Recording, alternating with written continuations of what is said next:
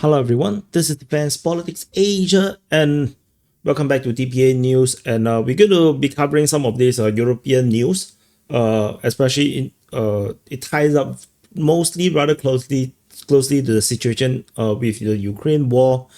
And as the Irish Examiner have wrote in the headlines, history is being written as the European leaders commit to bolstering defenses.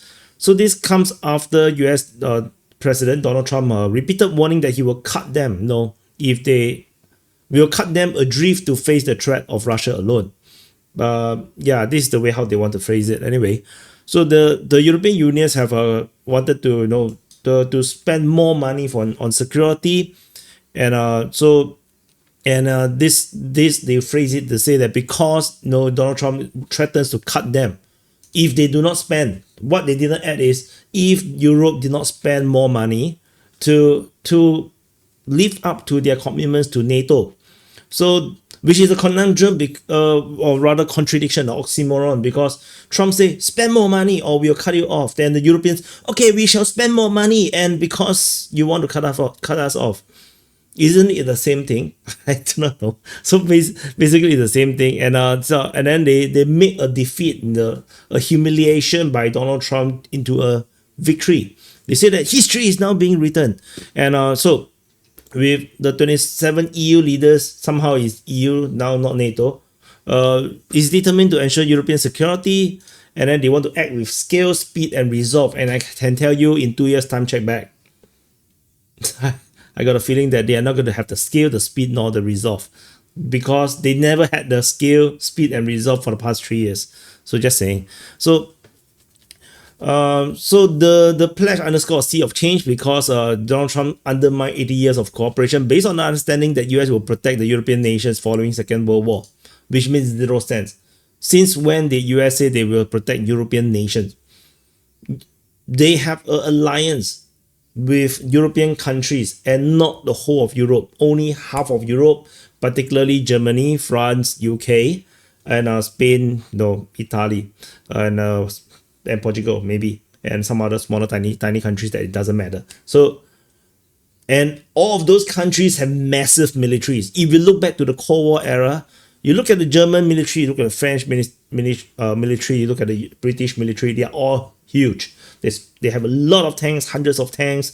They have a lot of fighter jets. It's not US protect Europe. They are in an alliance. So this is just warping of languages. I just want you guys to realize this. And yeah, so now they say that they're going to loosen budget restrictions so that they can spend more on military spending. And so they estimated that it can free up to 650 billion euros, and including 150 billion euros of loans to allow them to buy new military equipments. And they now going to study this. So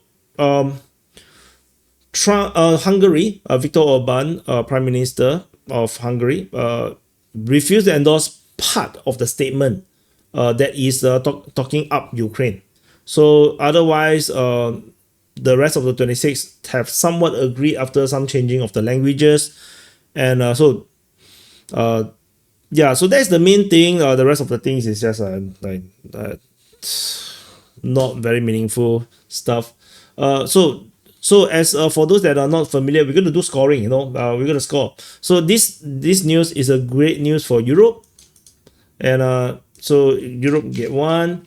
But then it's also great news for United States, because the United States wanted Europe to spend more, and so they spend more.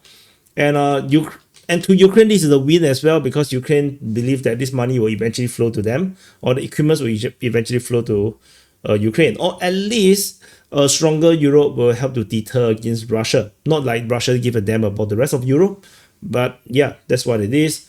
So that's the situation. I just have to say it again.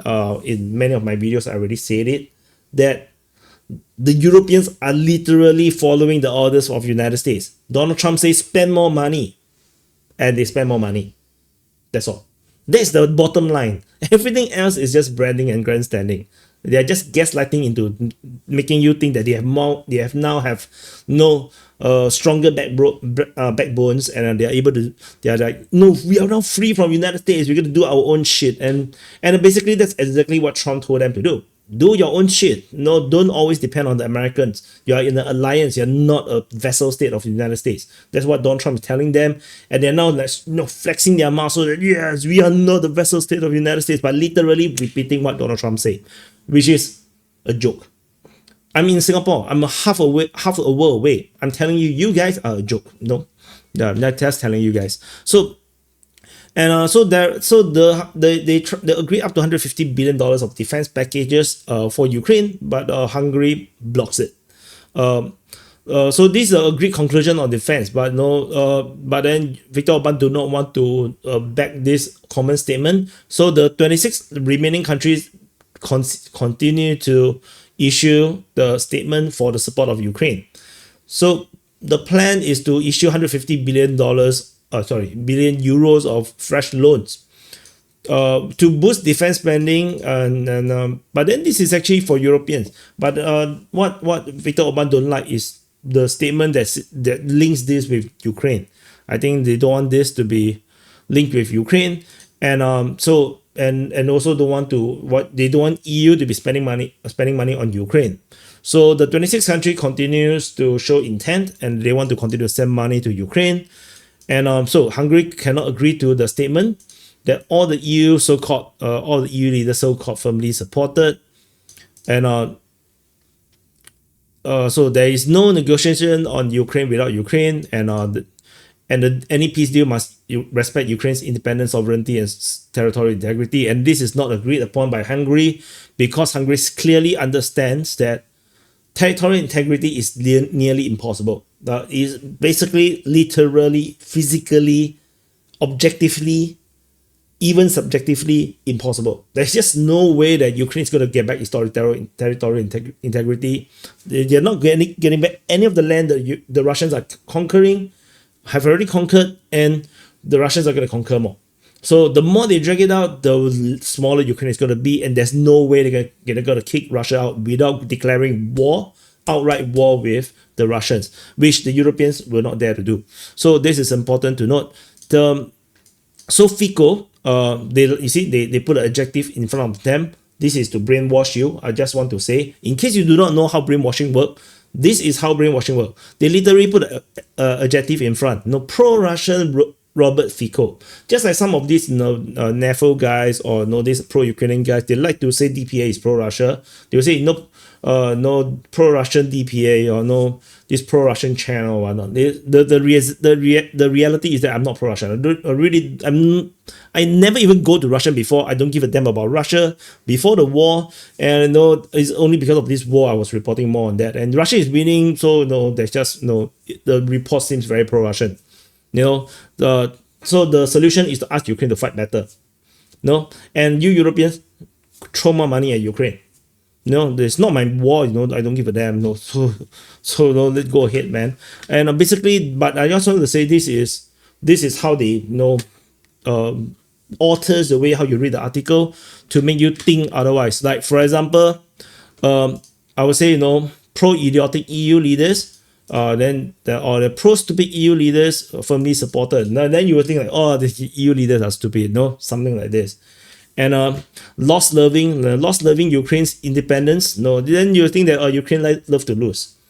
You get what I mean? So this is clearly a very biased article, and so Slovakia basically agree to sign on it when they added the word workable solutions to the ongoing gas supply dispute with Kiev.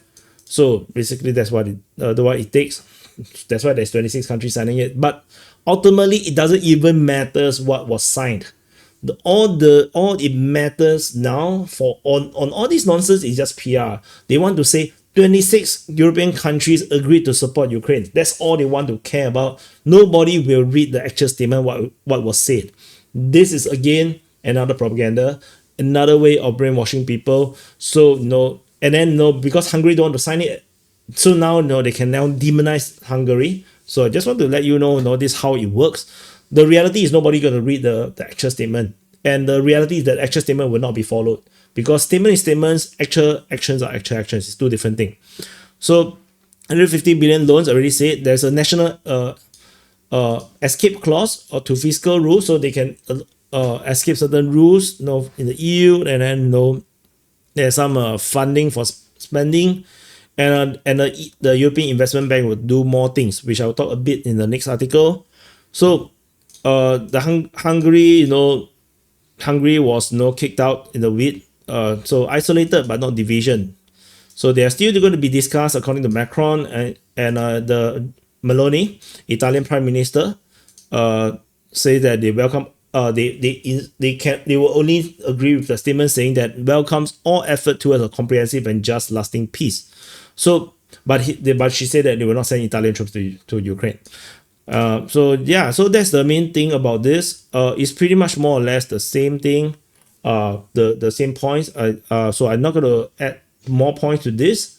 And then So in this 800 billion rearmament, there is this another thing is the ReArm Europe plan by the EU. They say that they're going to spend $800 billion by the European Commission, and they say that they're going to spend more money on defense. And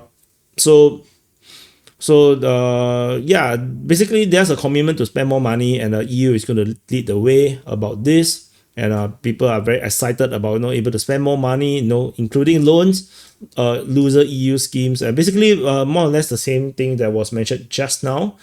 So I'm not going to go too deep about this. It's the same thing, and Hungary is very unhappy with the things because EU prefer to side with Ukraine rather than its member state, and I think this is a very important point because Ukraine is not inside EU, but EU is treating Ukraine more important than Hungary, which is actually a member of EU. So the welfare and interest of Hungary is sidelined for Ukraine, which is not a member. So now this is a clear example and reminder for those that are in the EU. It's not about you. The EU is not about you. So this comes with Hungary and Slovakia getting closer and closer. So they just complaining about EU and Slovakia is slowly going closer and closer to Hungary, and but Robert Fico finally gave in. Who was effort steps to restart Ukrainian gas transit, which is a clear hopium because they're not going to get it if Ukraine stays as a country. They are not going to allow Russian gas to go through Ukraine. So he's dreaming, he's signed into a stupid document that is not going to make any difference. So that's the thing. I would say this complaining is definitely a win for Russia, a win for Ukraine, and I wouldn't say it's a win for Europe in general. So let's stick to this. So we're gonna have this. So Ukraine is winning. Tentatively, all the geopolitical move seems like Ukraine is winning. So the European Investment Bank, as I mentioned just now, they're gonna plow in $2.2 billion into the recovery projects. This is clear craziness, if you ask me. But they already. So I read through the article. They did already throw in 2.2 billion euros in financial aids from the EIB to Ukraine already. So they're going to commit another 2.2 billion to finance urgent recovery projects in Ukraine under the EU financial assistance program, which the Ukrainians would never be able to pay back. So, and under it, the EU will also allocate 50 billion to finance the Ukraine's state budget.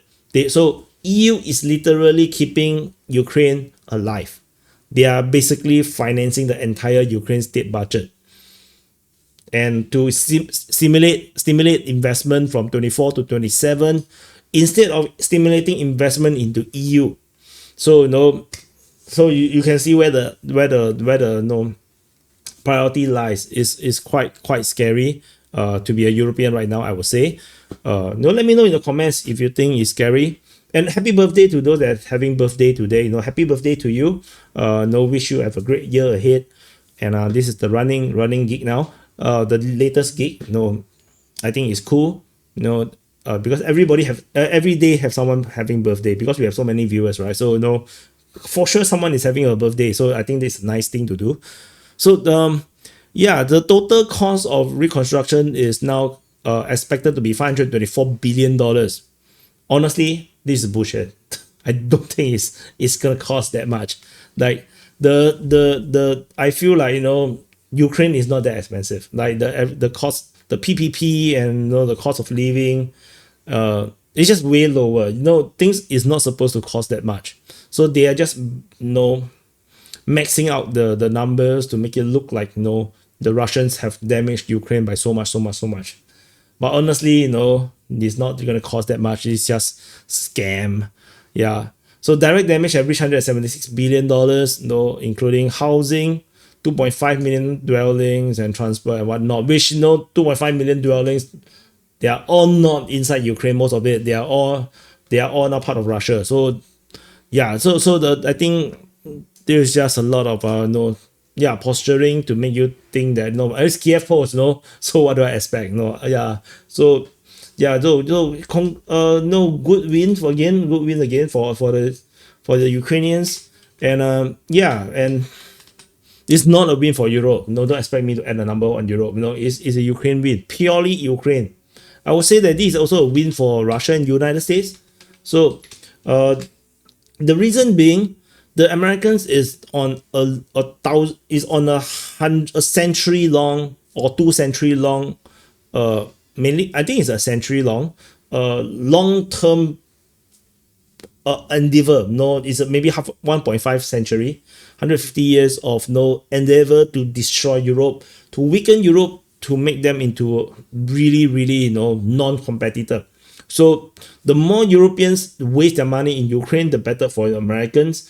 And also the similar thing, the more they waste money, the better for the Russians, because the weaker Europe is, the less of a competition or a threat Europe is going to be to Russia. So it's a Russian win as well. Surprisingly, everybody wins except Europeans. Even Ukraine feel like it's a win because the money is going to come into Ukraine. So so much more yachts to buy. So and also but then even with this defense spending, the France and Germany actually clashed regarding the money, how it's supposed to be spent.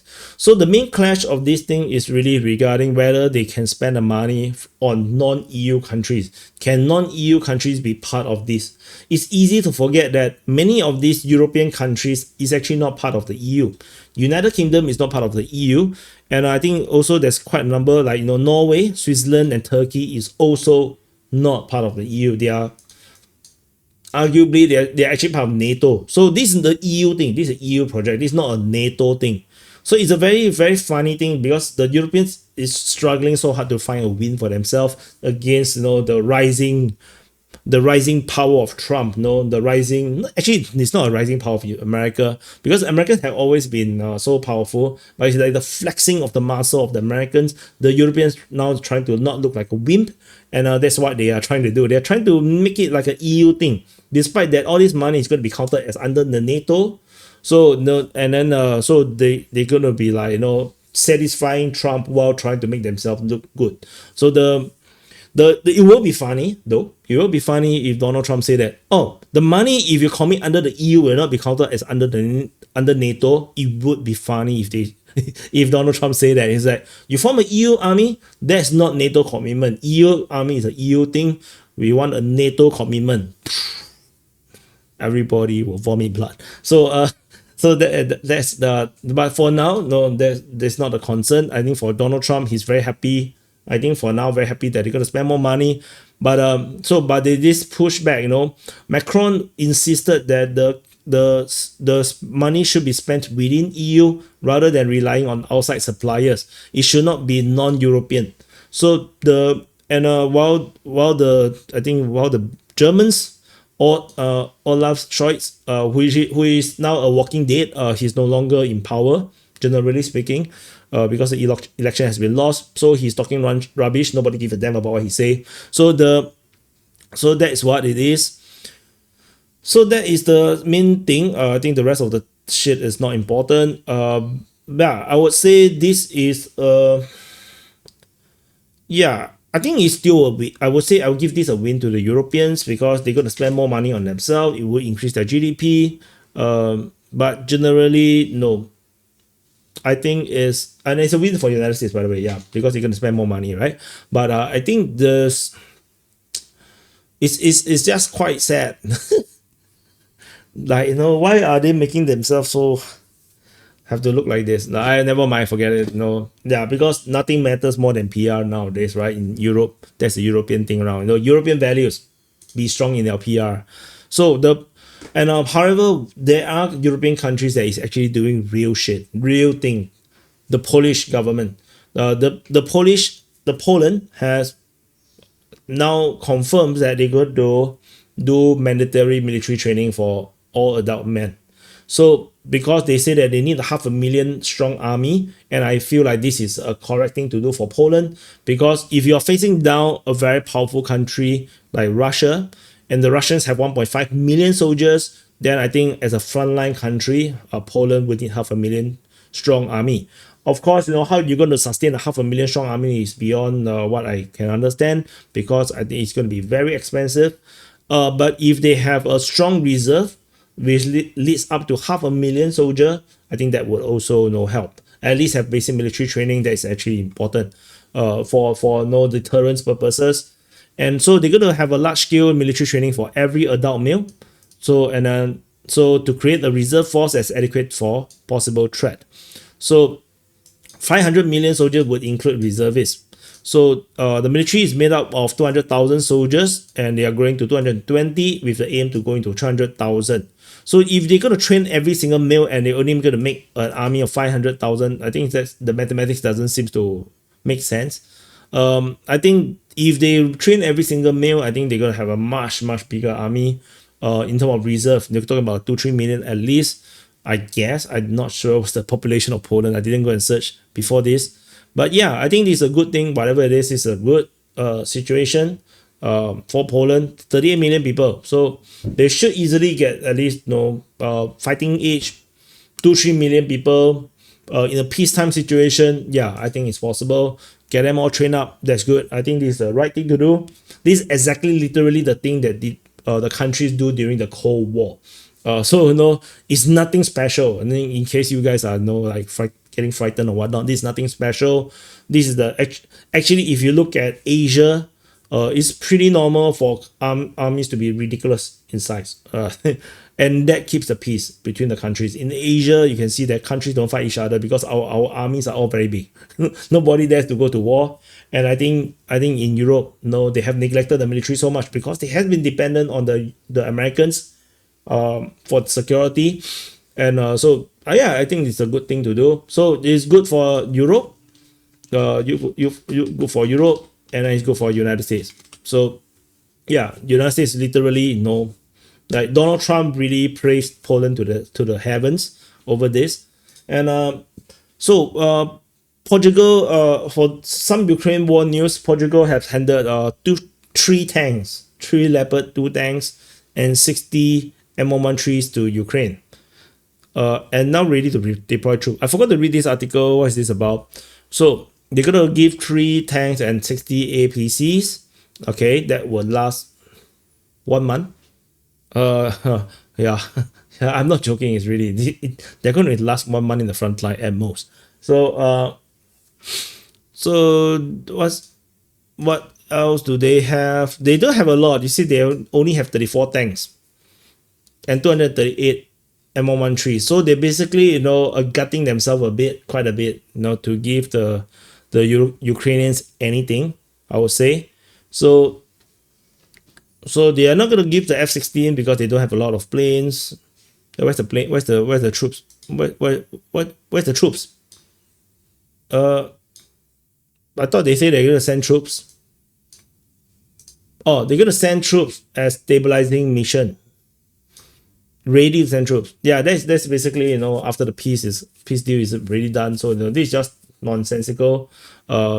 But still, it's good for Ukraine. It's a Ukraine win, but it's not European win because they lose their equipment. So Prime Minister the Italian Prime Minister seek EU defense guarantees reject troop deployment. So basically, this is about Italy saying that they will not send troops to Italy. However, Meloni said something weird. He said that no, they should extend. They should extend the NATO's Article 5 on Ukraine, which makes zero sense to me because that essentially just make Ukraine part of NATO, and this would just make the peace even more impossible to reach. So Meloni said that she's very perplexed regarding European troops. She don't consider it effective. Then somehow Article 5 seems to be effective, a long-lasting solution. I think she's just talking nonsense about here regarding this. And again, this is going to be a win for Ukraine. Somehow Ukraine is keep winning because everybody is trying to virtual signal, and they just going to commit more and more and more, and dig themselves a much deeper hole, to get themselves have to crawl out later. Yeah. And they are almost about needing to crawl until they know that they band together and say, let's dig it deeper together. So they're not going to dig it deeper together. So and they are also trying to negotiate a Starlink replacement for Ukraine. The EU is talking up with 4 satellite internet providers, European ones, to explore alternative to Starlink. However, no one have the ability to replace Starlink. No one is able to do that at this moment. So they have some plans to launch more systems, but tentatively they don't have it. So like the Iris Square satellite constellation has been considered, but the deployment is not expected until 2030. And by 2030, there's no more Ukraine as a country. I just want to say, if this war continues as it is, with no peace negotiation, no surrender deals, there's not going to be a Ukraine by the end of 2030. So this is definitely a good development for the Europeans to develop their own constellation of satellites. Is it good for Ukraine? A bit slow, but I would say I can give it to Ukraine, because at least the Europeans are committing. But it's good for Europeans because they're developing their own thing. So this is not a win for Russia for sure. And I don't think the Russians have a constellation of satellites that can give them internet. So Viktor Orban have announced that they're going to have a poll, a mail-in campaign. Basically, there's a poll. It's a non-binding poll, just simply to understand the people's opinions on things. So they are now asking, they have a national consultation asking about people's opinion regarding the accession of Ukraine into the EU. So basically, that's about it. People criticize that the question can be written in a way that is very like you will definitely ballot and tick according to the government's preference, but still this is way more democracy than any of the EU countries. So I think this is a good thing. I think for Ukraine, I think this is a good win for Ukraine for now. This is definitely not a win for Europe. And because this actually, if the Hungarian people actually poll in favor of Ukraine, then Viktor Orban will have no choice but to, support Ukraine's accession to EU.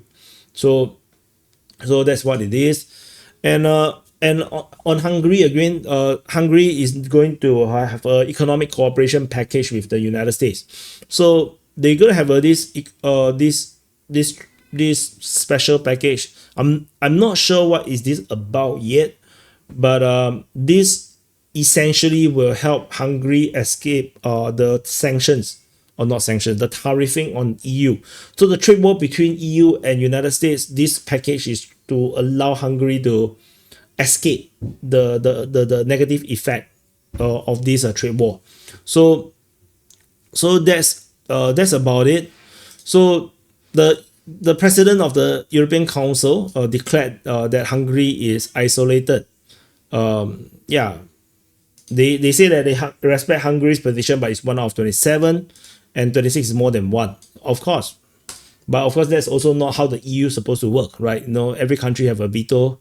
So anyway, this is a interesting development.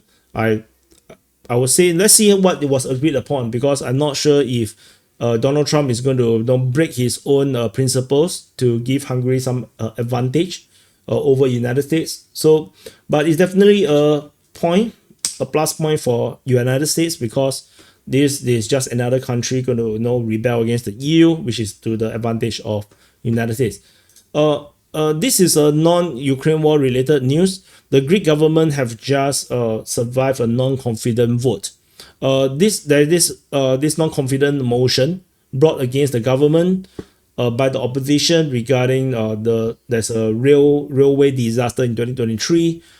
57 people died in that train crash, and then a lot of people go into the street. There is fighting between the protesters and the police. Some very, very big thing, which is why I went on to search. So tear gas, stun grenades, then the protesters throw fire bombs and whatnot. So however, the government survived.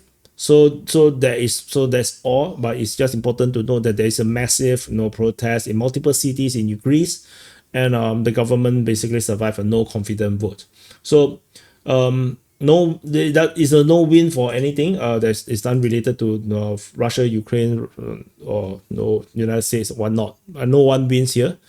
I would say I can give it a win for Europe. No, it's a win for Europe, because at least this government is probably a bit more EU. Maybe it's like another survival means longer control for EU. I guess. And finally, one last piece of news is about Gaza. So 4 European countries are backing the Arab plans for Gaza. I actually missed the news regarding the Arab plan for Gaza, but France, Germany, Italy, and Britain have said that they were going to support the Arab plans for the reconstruction of Gaza, which cost 53 billion, but Palestinians will stay. So the ministers say that in the joint statement. So the plan is drawn up by Egypt, adopted by the other Arab leaders. However, it's rejected by Israel and Donald Trump. So this definitely is not going to be the case for now, because United States basically has more or less officially taken over Gaza Strip, essentially, at least on paper. So while Israel is still fighting Hamas at this moment. So the Egyptian proposal envisioned a creation of an administrative committee of independent professional Palestinian technocrats entrusted to the governance of Gaza. And the committee will be responsible for the humanitarian aid, managing of strip affair for temporary period under the supervision of the Palestinian Authority. Oh, this is a horrible plan. They are giving the power to the Palestinian Authority, which is no better. And also another problem is that if Hamas agree to this is Hamas losing to the Palestinian Authority, which is their enemy. Hamas and Palestinian authorities are not friends, they are enemies. So this is not going to work. Hamas is not going to comply. This is not going to happen. So for sure, this is not going to happen. So no. And the important thing to note for this statement is that the European countries say that Hamas must neither govern Gaza or be a threat to Israel anymore. So this 100% is not going to happen. And they say that the central role for the Palestinian Authority, this is just dreaming. It's not happening. So this is not happening for sure. So I would say, under this plan, the Europeans are definitely trying to do one up against Donald Trump. They are going against Donald Trump. This definitely a plan for them to try to upstage Donald Trump. And however, this is not going to work out. That's all. I think Europeans is the only one that's winning here, because it's another PR victory, but it's not going to be realistic. It's not going to happen. So yeah. So at the end of the day, we covered quite a number of news across the spectrum. We can see that Ukraine is largely the biggest winner so far because of the European supports, and the Europeans are they're doing the King Kong thing, whoa, and basically say that they are strong. So they make them look like a winner. But if you look at it, the United States is still still got a lot of points. And of course, the biggest loser now is Russia, because things is geopolitically, the things are not moving in the direction for Russians. Definitely the division between United States and Europe is a welcome situation. because that means their potential enemy has split themselves apart and fractured themselves. However, the geopolitical trend is still more pro-Ukraine than pro-Russia. Russia is not definitely going to look at this very carefully. Europe as a whole is more powerful than Russia, minus the military tech and minus Europe nuclear weapons. Economically, population-wise, Europe generally as a whole is much bigger. So if they really get together strongly, Donald Trump is going to be happy. The Americans are going to be happy about it because they want a proper ally, and that will mean that they become proper ally, and Russia will find themselves next door to a even more powerful enemy than what they are today. So anyway, thank you for watching. Press the like button, subscribe, and I'll see you guys in the next update. And happy birthday to you if you are having a birthday. Happy birthday.